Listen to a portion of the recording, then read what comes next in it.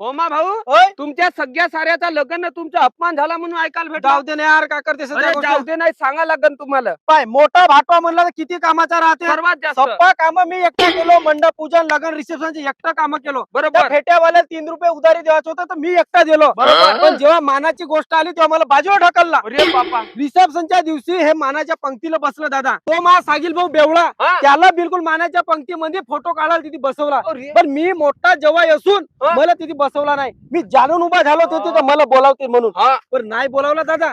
माणसा रागरेल येते. पटणारी धरलो त्या कॅलरला भोळो भोळो मारलो. तिकून साईडला नाही का माझी सासून सासरा आला. हा. जवाई म्हणते तुम्ही याला मारा नको, गलती तुमचीच आहे. मी म्हणलो काची गलती? हो. तेच ना म्हणलो. बरोबर. म्हणते जवाई तुम्ही वरचा ब्लेझर टाकल्या ना, खाली लुंगी टाकल्या, पॅन्ट नाही टाकल्या. तेव्हा मग म्हणलं नाही का वाईट वाटला, का करते हो. पुऱ्या लग्नाभर लुंगीवर घुमलो तर मग नाही का मोठी हज्जी झाल्यावर का झाला हो. मग नाही का मी म्हणलो झाला तो झाला, आता आपल्या साऱ्याला नाही का बाम लावून देईल. तुझला त्याचा झाला. हो लगन भर लुंगीवर होता. हो लगनभर माझ्याकडे लोक पाहून हसत. पण असं झालं स्मार्ट होतो मी. तो बदाम का हो हो